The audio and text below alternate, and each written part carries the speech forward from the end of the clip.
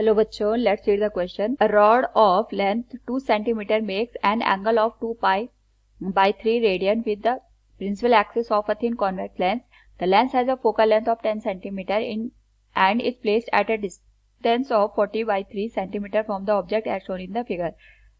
The height of the image is 30√3 divided by 13 cm and the angle made by it with the respect to the principal axis is alpha radian. The value of alpha is pi by n radian, where n is, here we have given a diagram.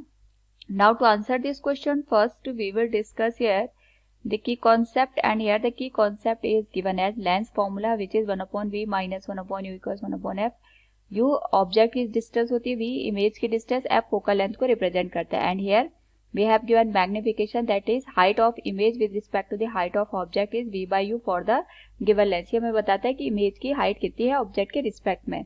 Question में हमारे पास यहाँ पे जो length दे रखी है rod की वो 2 centimetre दे रखी है, और क्वेश्चन के करस्पॉन्डिंग यहाँ पे हमारे पास ये जो एंगल बन रहा है 2 पाई बाई 3 का बन रहा है. 2 पाई बाई 3 अगर हम यहाँ पे बात करें, दिस इज 120 डिग्री, तो जो ये रिमेनिंग एंगल हो जाएगा ये हमारे पास 60 डिग्री का हो जाएगा.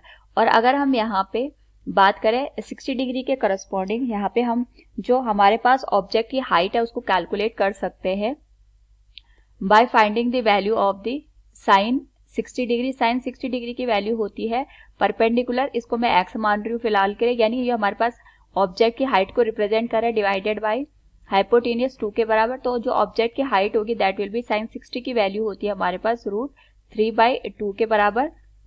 और यहाँ पे अगर हम बात करें √3/2 में 2 से 2 का कैंसिल हो जाएगा, तो हमारे पास जो वैल्यू निकल के आएगी ऑब्जेक्ट की हाइट की, that will be given as square root of 3 centimetre. ये हमारे पास स्क्वायर रूट ऑफ 3 आ गया.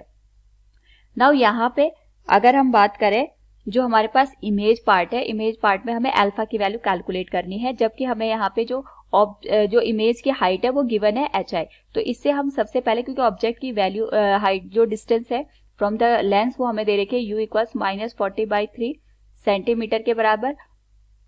इसके रिस्पेक्ट में हम यहाँ पे हमारे पास जो ऑब्जेक्ट की डिस्टेंस है उसके रिस्पेक्ट में जो इमेज की डिस्टेंस बन रही है उसकी वैल्यू कैलकुलेट कर सकते हैं, यानी हम v को कैलकुलेट कर सकते हैं. वी नो दैट मैग्निफिकेशन होता है height of image divided by height of object equals v by u. हमें यहाँ पे जो v की वैल्यू है उसको कैलकुलेट करना है, तो v की वैल्यू आ जाएगी u हमारे पास दे रखा -40/3 के बराबर.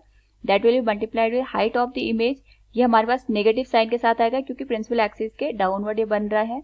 And this will B divided by height of the object. Height of the object हमारे पास स्क्वायर रूट ऑफ 3 के बराबर है, तो ये आ जाएगा 1/√3.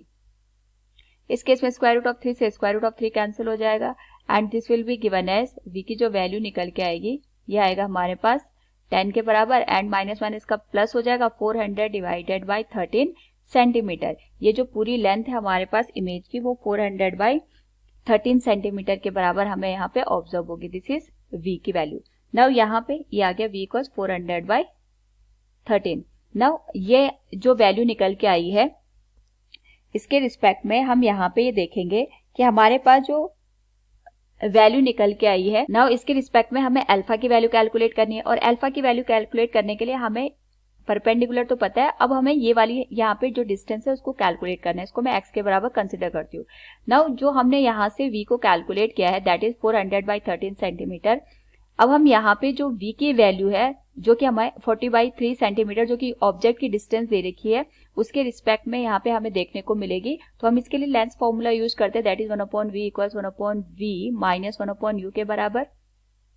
यहाँ पे हमारे पास जो वैल्यू हमने मैग्निफिकेशन से कैलकुलेट की है और जो वैल्यू हम यहाँ पे जो हमारे पास लेंस फॉर्मूला है उसके थ्रू कैलकुलेट करेंगे, दोनों का जो डिफरेंस होगा वही x को इंडिकेट करेगा. बेसिकली हमने यहाँ पे जो ये वैल्यू कैलकुलेट की है उसके रिस्पेक्ट में हमारे पास यहाँ पे जो पॉइंट है, अगर मैं इसको a कंसिडर कर रही हूँ, a पॉइंट के रिस्पेक्ट में हमारे पास जो इमेज बनेगी वो a' यहाँ पे हमें देखने को मिलेगी. अब हम जैसे यहाँ पे अगर मैंने इसको a' कंसिडर कर लिया, इसके रिस्पेक्ट में जो हमारे पास इमेज बनेगी वो इस पॉइंट पे बनेगी, दैट इज a. और यहाँ पे हमारे पास जो a' यानी यहाँ पे हमारे पास ऑप्टिकल सेंटर के रिस्पेक्ट में a और a' का जो डिफरेंस निकल के आएगा वही हमारे पास यहाँ पे x की वैल्यू को रिप्रेजेंट करेगा. तो जो फोकल लेंथ की वैल्यू दे रखी है क्वेश्चन में अगर हम उसको ऑब्जर्व करें, it is given as 10 centimetre, तो वैल्यू आ जाएगी 1/10 इक्वल्स v की वैल्यू हमें कैलकुलेट करनी है। u की वैल्यू दे रखी है हमारे पास 40/3, माइनस माइनस का प्लस हो जाएगा, तो मैं इसको सीधे 3/40 से रिप्रेजेंट कर रही हूँ। तो v की वैल्यू आ जाएगी यहाँ से 1/v इक्वल्स 1/10 माइनस 3/40, एलसीएम 40 के बराबर आएगा यहाँ पे, और यहाँ पे हमारे पास वैल्यू आ जाएगी 4 माइनस 3 दैट इज 1/40। तो यहाँ पे हमारे पास जो वैल्यू निकल के आई है दैट इज 40 सेंटीमीटर। नाउ हमें यहाँ पे x की वैल्यू कैलकुलेट करनी है, एंड वी नो दैट हमारे पास यहाँ पे अगर हम बात करें x की वैल्यू की, that will be given as v जो हमने कैलकुलेट किया था 40 माइनस 430 डिवाइडेड बाय 13 के बराबर। यहाँ से अगर हम इस होल वैल्यू को कैलकुलेट करें तो ये आ जाएगा हमारे पास यहाँ पे 520 माइनस 430 दैट इज 90/13 सेंटीमीटर। ये हमारे पास x की वैल्यू हमें ऑब्टेन होगी। अब हम यहाँ से अल्फा की वैल्यू कैलकुलेट कर सकते हैं, तो इसके रिस्पेक्ट में हमारे पास यहाँ पे जो अल्फा की वैल्यू आएगी इसको हम यहीं पे कैलकुलेट कर लेते हैं। That is given as 10 alpha equals perpendicular that is height of image that is 30√3 divided by 13 divided by ये आ जाएगा हमारे पास यहाँ पे इसका जो बेस हमने यहाँ पे फाइंड आउट किया था दैट इज 90/13 के बराबर। 13 से 13 कैंसिल हो जाएगा, तो जो 10 अल्फा की वैल्यू आएगी अगर हम इसको सॉल्व करें दिस विल बिकम 0 से 0 कैंसिल हो जाएगा।